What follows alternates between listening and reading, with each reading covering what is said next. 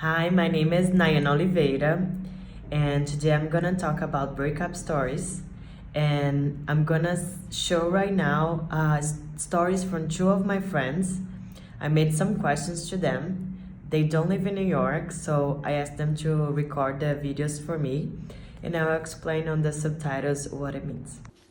Hi, my name is Luanda. I'm 30 years old and I'm here to talk about my last relationship. I felt like things started going downhill when he moved to the other side of the country. So when I'm here on the East Coast and he's all the way on the West Coast, eventually it became unbearable for the both of us. I did not want to admit it to myself because in my head it would be the worst thing in the world breaking up. Oh no, this situation is horrible, I'm suffering, but the breakup would be worse in my imagination. So that definitely was the reason. I mean, we got along very well, we had a great relation, we were best friends, but yeah, it's really, really hard doing the long distance. And honestly, that was my biggest lesson from this relationship. I cannot do the long distance. I really admire people who can because it's a lot of work. It requires a lot of effort from both sides and it's not an easy job. He broke up with me because he had the guts to do that. I wasn't happy, but I wasn't strong enough to break it off because, like I said, I thought it would be the worst thing in the world. So I'm like, no, you can do this. Come on, just hanging there. You start giving excuses to yourself because, yeah, you just want to try and keep the thing alive, but you can't do it on your own, right? Especially on long distance, you need both people to work really hard, and it wasn't happening. So he broke it off because he couldn't do it either anymore. The conversation wasn't easy, and the saddest part is since it was long distance, the breakup was also, which makes it even harder and a little more impersonal, I must say. But we're friends now and we have a good relation and things are okay. I don't know how long it took me to get over it. I felt well not too long after the whole breakup thing. And in this sense, it's easier with a long distance relationship because you don't have to keep seeing the person. I'm not going to just meet him by chance at all. So it definitely does make it easier to think less and less about the person and the whole situation. So, yeah, that was it. Hello there, my name is Patricia and I'm 36 years old and I'm here to talk about relationship. So I have got a couple of questions, and the first one is why the relationship start going badly, and I think the main reason was like cultural. I'm from Brazil and he is English and we were living in England, and we start getting into fights. I think it was all related to the way we were raised, the way we saw things differently, and the way we dealt with life in a marriage. And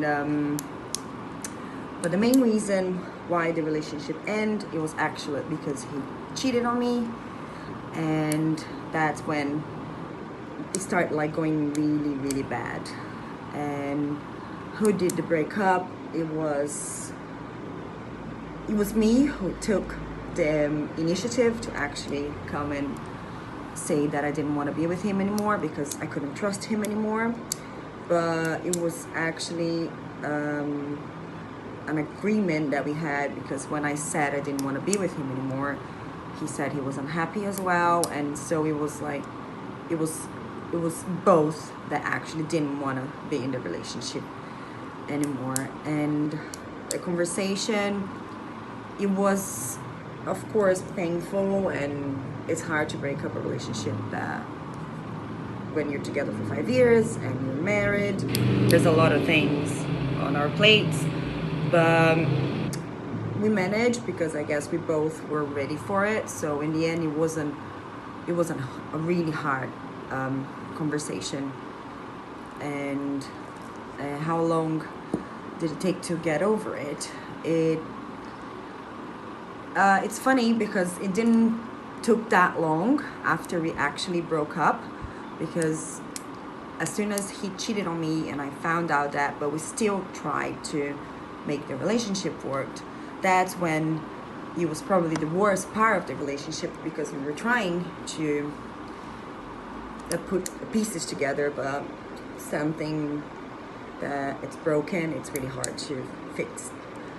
And I guess after we broke up, it was actually took me like 6 weeks to actually say I'm over it, that's it. Yeah, I didn't want to be with him for sure.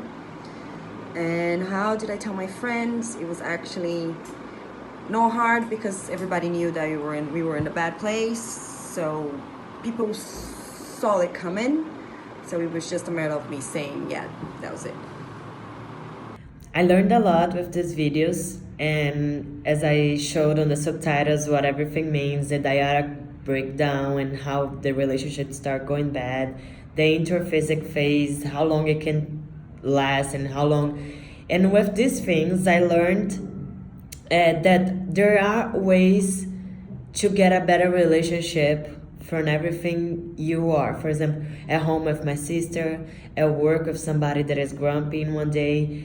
And there is so many ways that you can go through to get through these relationships and get a better way of living. And I thought that this course was very important to me, and I really learned a lot with all these things. I also wanted to talk about what I learned in it was different terms in different stages of the book.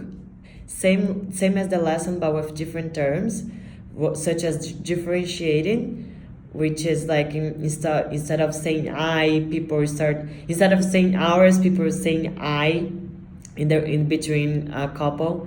Instead, the circumscribing, when the relationships are going bad and everything go down, especially the quality of the communication, people don't talk anymore.